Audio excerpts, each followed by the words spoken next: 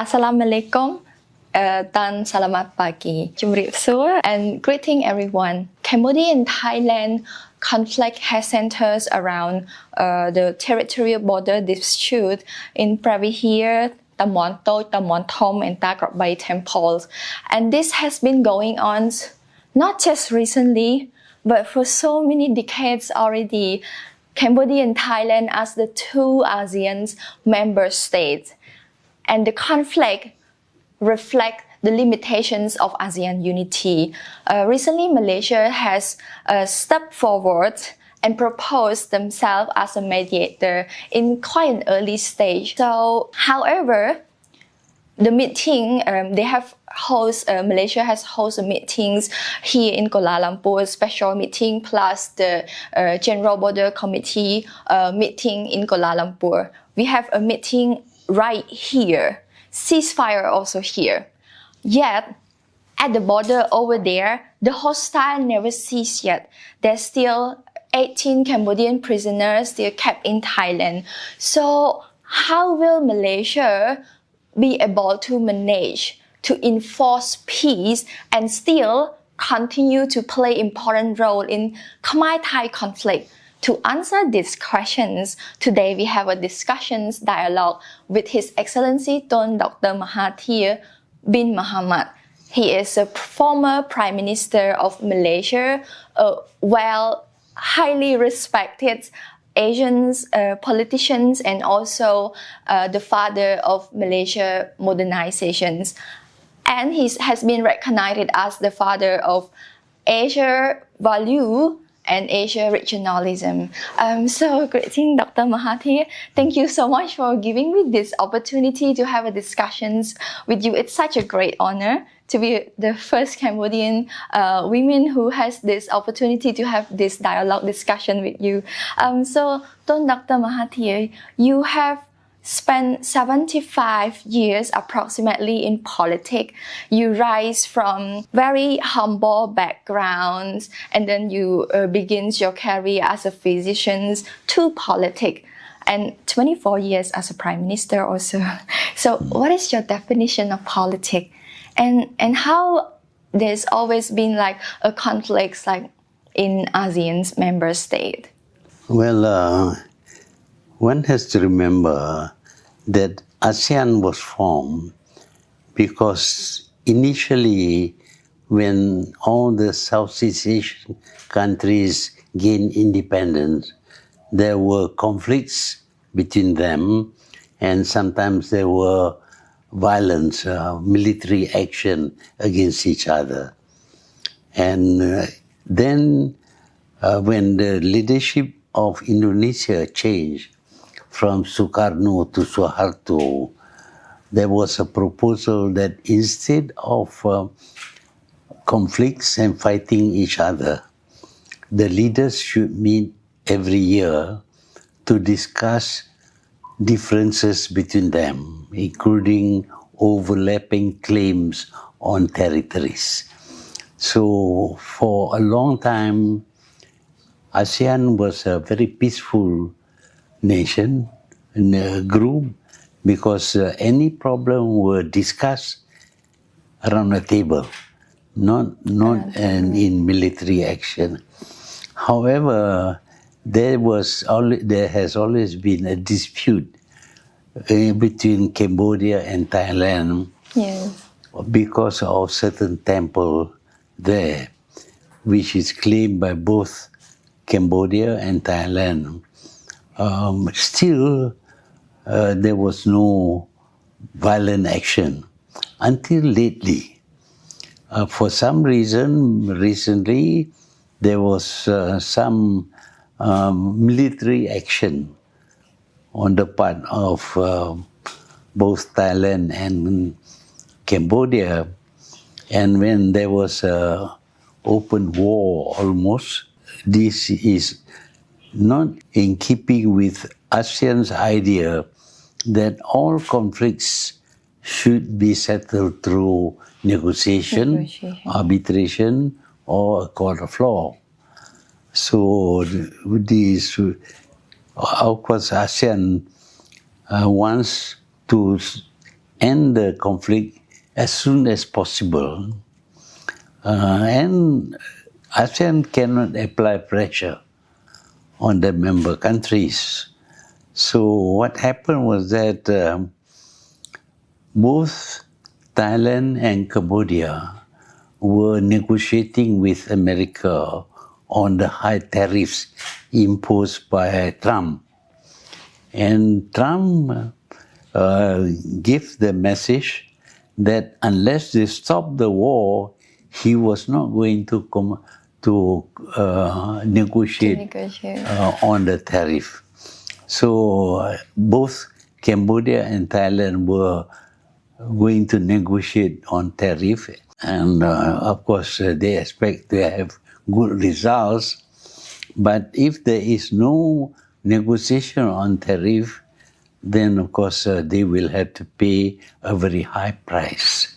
So when they were threatened by Trump that if they don't stop the war, the tariffs negotiation will not begin, they decided that they should stop the war. And at that stage, of course, Malaysia was the chairman of ASEAN. So the natural thing is for the chairman to play a role in settling the conflict between Thailand and Cambodia. That was how the negotiation was done in Kuala Lumpur, and with the Prime Minister of Malaysia taking part. And they reached agreement to stop the fighting. So Malaysia has been here a chairman of ASEAN in 2025, take a position as a chairman in such a critical role, such a critical situations during the conflict between Khmer and Thai.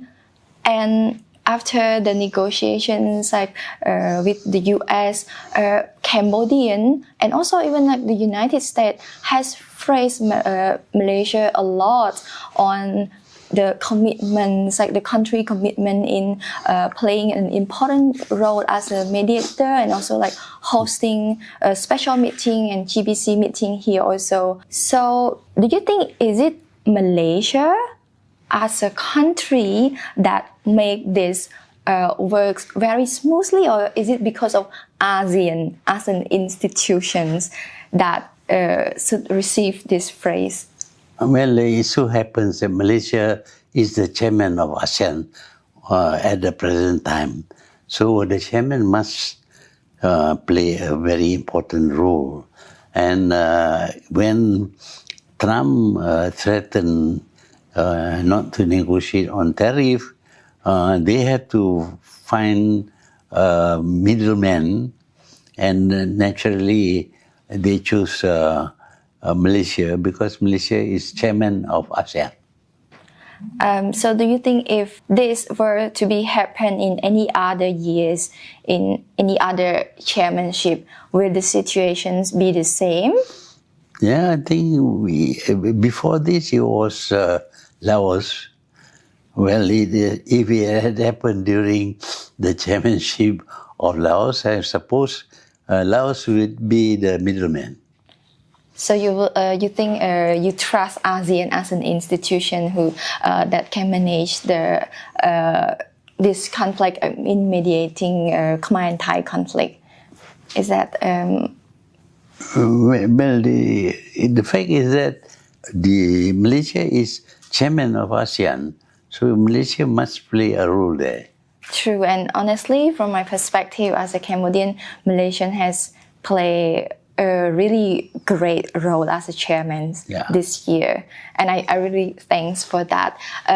You mentioned about economic negotiations that influence the economic tariff, from the United States, that influence the negotiations, which I think is an important part, in the not just Khmer-Thai conflict, but probably any other conflict. And during your time as a Prime Minister of Malaysia, you really modernize this country. I have seen what you have done, and I also have talked a lot with my Malaysian friends. They admire what you, how you modernize Malaysia. So you must have a lot of knowledge on economy from that point of view. So do you think economic growth play an important role in mediating the conflict? Or on the other point is, if the negotiation were to be not about economy at all, would the result be different? Well, even if it is political, non-economy, I think it is in the interest of ASEAN for the confrontation, the conflict to be stopped, the war to be stopped. So the duty of the chairman of ASEAN is to help put a stop to the violence, to the war between Cambodia and Thailand. That is one of the responsibilities of the chairman. Which is true. So as for ASEANs, do you have any advice on how are there any special or unique that you think that we can use ASEAN as a whole to develop the economic growth? Because we have over 630 million people. We have so high potential for economic growth as one of the biggest market in the world. But I think we haven't used it enough. Well, the ASEAN nation has 60 million people, and ASEAN nations are also quite rich in resources. Yes. Some have got oil, others have got minerals, including rare earth and all that. But for all these resources to be exploited, there must be good government. Good governments mean the government must be able to have a stable and peaceful country. Without stability and peace, economy cannot grow. So each government must ensure that the country is stable and peaceful. And the reason why Malaysia appeared to be successful is because Malaysia is stable and is peaceful, and the system of government is operating quite well. Peace is very important, because without peace, there is nothing. There's no economic growth, there's no development. People will just rely on survival every day, because we don't know whether tomorrow we die or not. Which is why in Cambodia we have a slogan, thank you, peace. This is what every Cambodian wants, because we grow as a nation that have been through civil wars for many decades. So if you are a 52 years old Cambodian, grow up in Cambodia, you spend around 31 years in fleeing the war, living as a refugee, or avoiding the bombs that drop over the country. So there's no space for economic growth, which is why I observe that Cambodian people, during this conflict, we really want peace.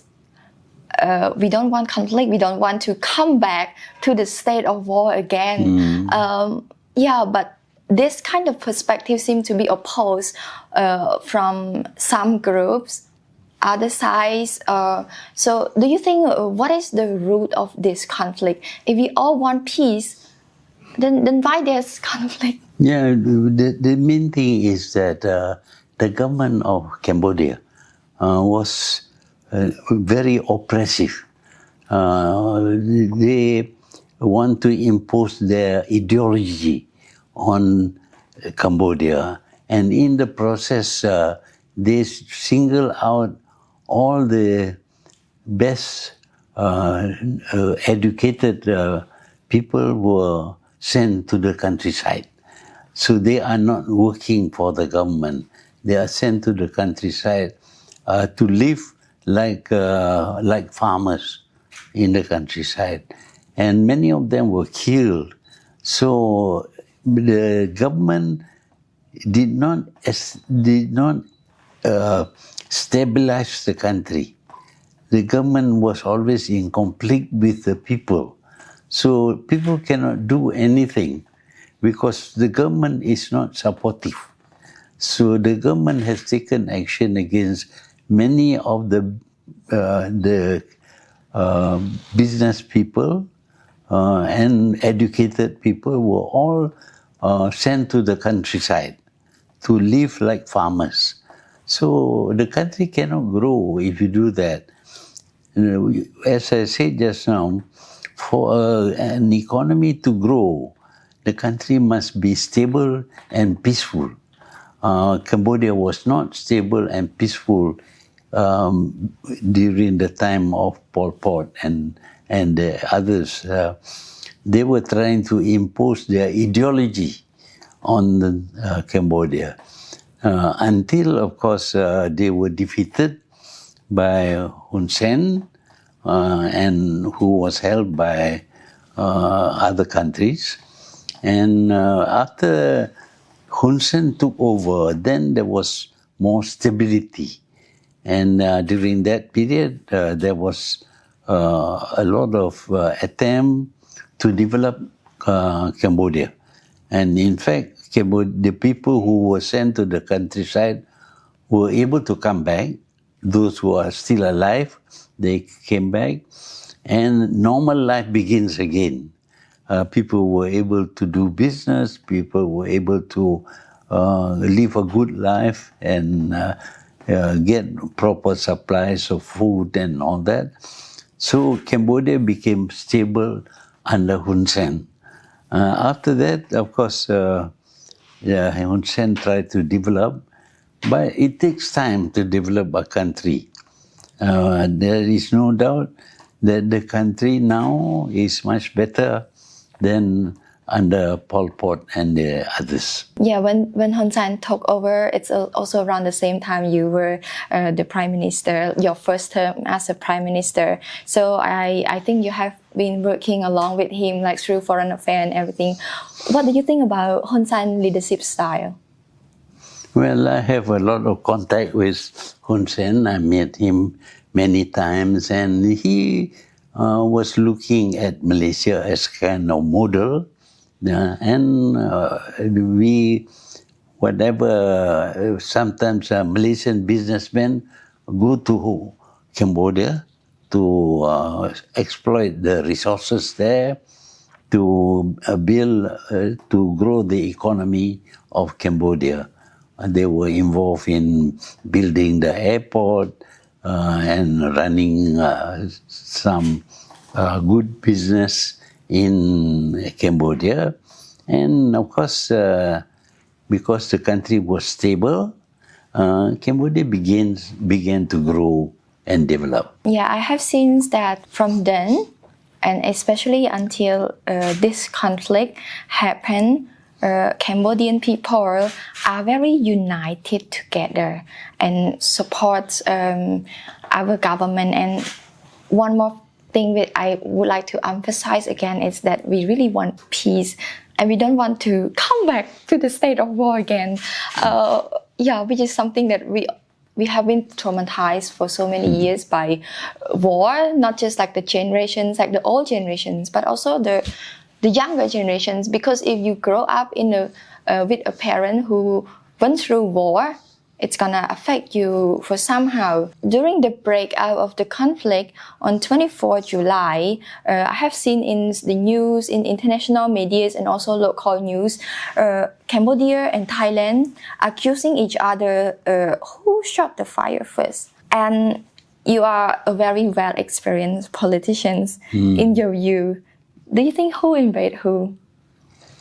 Well, Thailand is an imperial nation.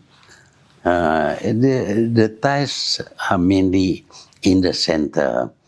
In the south part of the Malay states is already a part of Thailand. In the east, Cambodia and Laos also is a part of Thailand. And the same thing with Myanmar. So Thailand has grown at the expense of its neighbors, and it has become the most powerful country in the ASEAN region. In Indochina. So because of that, there was some dispute over some territories. The most important dispute was this claim over one temple, which both Thailand and Cambodia claim to be theirs. And that matter has not been settled. And every now and then there is always a tendency for some outbreak of violence between the two countries. Yes. So that is still the problem. Do you think is it really about the temple? I think, or is it about something else?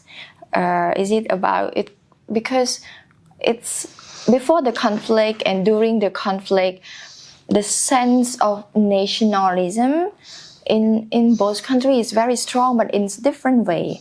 And also, Thailand has a very unique politic, like internal politic. In Cambodia, it's under one government, but in Thailand, there are three important institutions that have to be balanced in military, monarchy, and also the government. Do you think it's about internal politics inside Thailand, or is it about the nationalism in Thai and Cambodian people?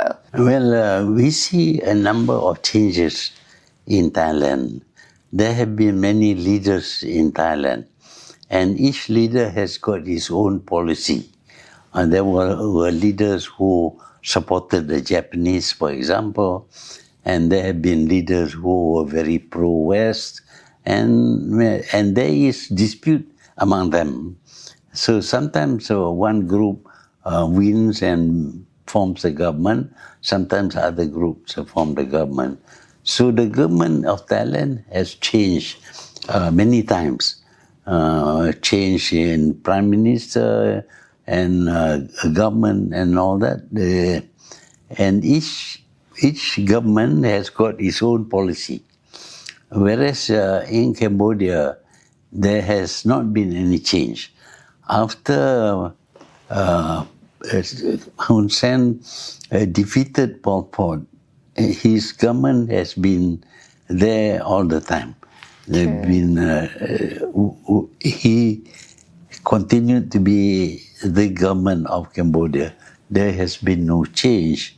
So when there is no change, in a way there is a kind of stability, political stability in Cambodia. In Thailand, there is always changes. The politics changes. So every time there is a change, the leadership will bring in its own ideas, and sometimes this very strong in his making his claim. Sometimes they are relaxed. Yeah, I also agree with you. So I do research specialized in Khmer-Thai conflict, and I have researched all the patterns of Khmer-Thai conflict from 1940 until the current one.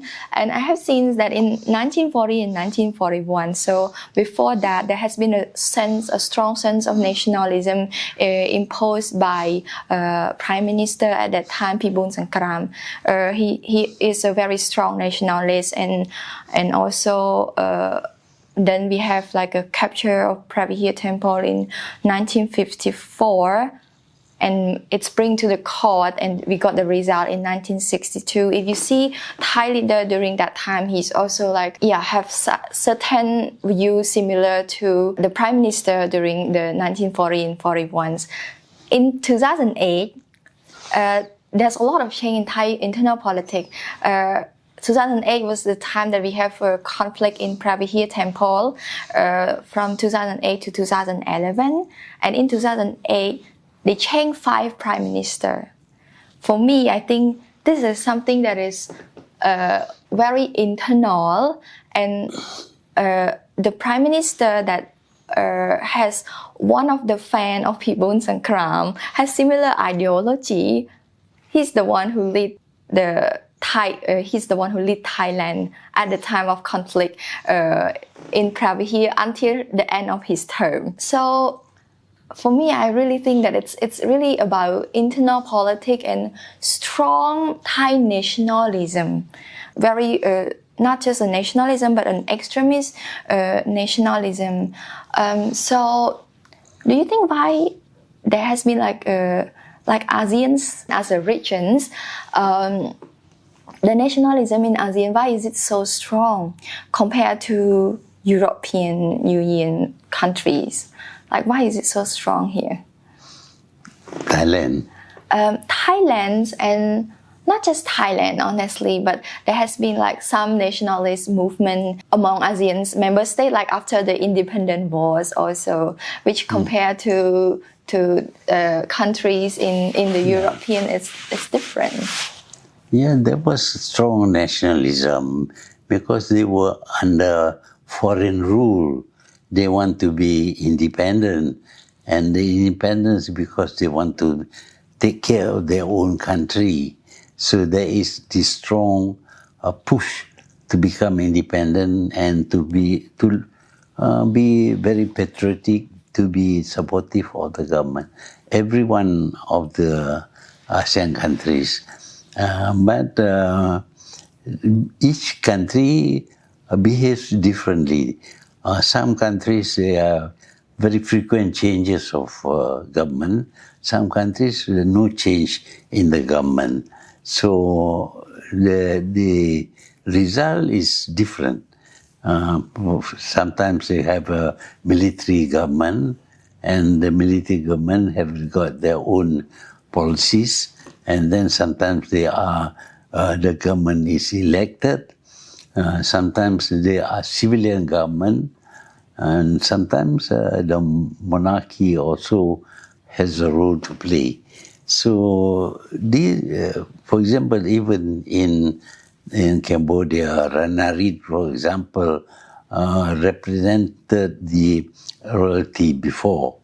So there was conflict between him and Hun Sen for some time, but that has stopped now. But in Thailand, the king still plays a very important role. So all these factors shape the policies of the countries. And when there is a change of leadership, there is also a change in policy. There's always been a change in leaderships anyway. So if I have to base on leadership style and nationalism in ASEAN, what is the most sustainable way to end Khmer-Thai conflict? Like that in the future, in the next 10 years or 20 years, Cambodian and Thailand, when we imagine like our future together, we don't see conflict at all. Just like how Germany and France able to end their 100 years of conflict. I have been comparing about this country, like these two cases for quite a long time. So what is the most sustainable way? Malaysia also has got overlapping claim with Indonesia, with Philippines, with Singapore. But we tried to negotiate, to settle, but we couldn't reach agreement. Finally, we decided to go to the World Court. And when you go to the World Court, you must accept the finding of the World Court. That is the condition of the World Court, that there is no appeal. And so that way we resolve our problem. Perhaps conflicts between ASEAN nations also, if they cannot negotiate a settlement, they cannot arbitrate, they can go to the World Court and get the World Court to decide who owns what, whether the disputed territory belongs to one party or the other. But you have to accept that even if you go to war, sometimes you win, sometimes you lose. But when you go to war, you kill people. But when negotiation, sometimes you win, sometimes you lose. Same thing, but nobody gets killed. So it's better to have negotiation or to go to a court of law and get the court to decide. So that is the way of Malaysia and Singapore, Malaysia and Indonesia. We went to the court decided. Of course, sometimes you win, sometimes you lose. For the case of Cambodia and Thailand, we also went to war. Like the Pravihir Temple, it was decided by the court in 1962, and from the history, Thailand was forced to accept of course the result from ICJ. This time we also proposed it to ICJ, but Thailand didn't accept that and really insisting on doing bilateral negotiations. But how can we have a bilateral negotiations when one time like both countries accuse each other of invading each other? So, which I think this is the time that we need a multilateral, we need to negotiate under multilateral framework. And Malaysia has stepped forward, which is something very excellent, save the regions in stability, save us from the war. Yes, but it's not, how do I put this into words? Malaysia has stepped up for that. But did you notice something that when Cambodia and Thailand has a conflict over this territory, why the first thing that we do is to propose it to ICJ without going through ASEAN first? So from your perspective, in the future, how should the ASEAN as a regional, how should ASEAN regionalism move forward in the future? Well, the principle is that both countries must agree to go to the World Court, because they try to negotiate, you cannot get any result. You try other ways also, you get no result. So what do? You resort to the World Court. But if you go to the World Court, both sides must agree. One country deciding is not enough. It doesn't commit the other country. In the case of Malaysia and Indonesia, for example, both Indonesia and Malaysia agree that we both go to the World Court, and whatever the World Court decides, we accept. See, so that is the condition. But of course, if Thailand doesn't want to go to the World Court, then you cannot go to the World Court. Whatever decision is made by World Court is not accepted by Thailand. See, so the first thing is you cannot resolve through negotiation.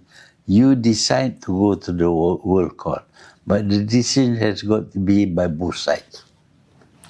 True, and this time it doesn't work like that, which is why we're under multilateral negotiations right now. So I think the time of the discussions will almost come to an end. I have one last question for you. So you have been here in the politics for so many years, and do you have an advice for the younger generations how to shape their path in politics, be recognized, because you are not just a politician or a former prime minister, but you are a former prime minister that has been recognized by all the academy, and especially I think every Asian people know you for what you have contributed to the regions. How to shape their path and be recognized and stay healthy as you are right now? Well, the stand I think is that I'm not taking side. I'm neutral. I base whatever decision on the rule of law. If the law says it's like this, we follow. So among the ways of settlement of conflict is by negotiation, arbitration, or a court of law. But to go to a court of law, both sides must agree that you go to the court of law. Yeah, I see. Yeah. And when you go there, you have to accept that whatever decision is made by the court, you have to accept. See, if you don't want to accept, then the court will not take on your case. They won't do anything because their decision, if it's not to resolve, is not accepted, it means that there is no end to the negotiation. Whereas we expect that by going to the court decides and that's finished.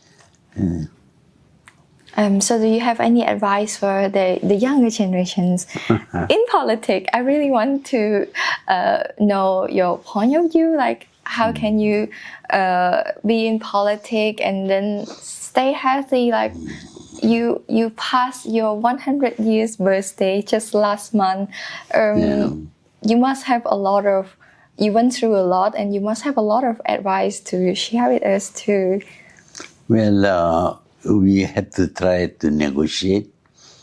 If we cannot go to the World Court, or if the World Court does not make a decision, the best thing is, of course, to regard the area as a kind of common neutral area.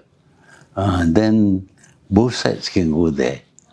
See, there are many places where the claim is not settled, and like Jerusalem, for example, it is considered to belong to the international community, and anybody can stay there.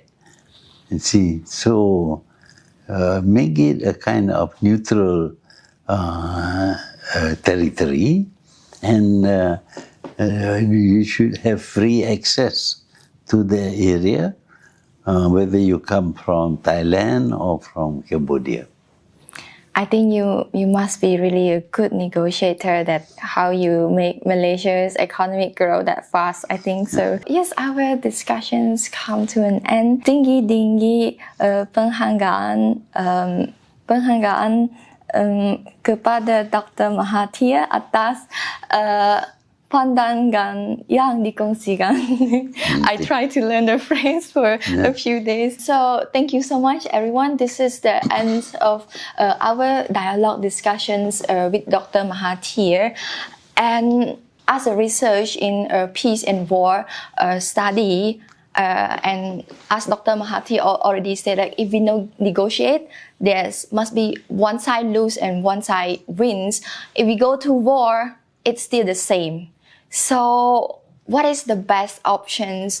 Cambodia and Thailand conflict has been there for many decades, and the fact that Malaysia has stepped up as a mediator, Malaysia have saved millions of lives of soldiers and people who supposed to flee the war, the soldier who supposed to fight in the war that they never chosen, and save the family from breaking apart also during the war.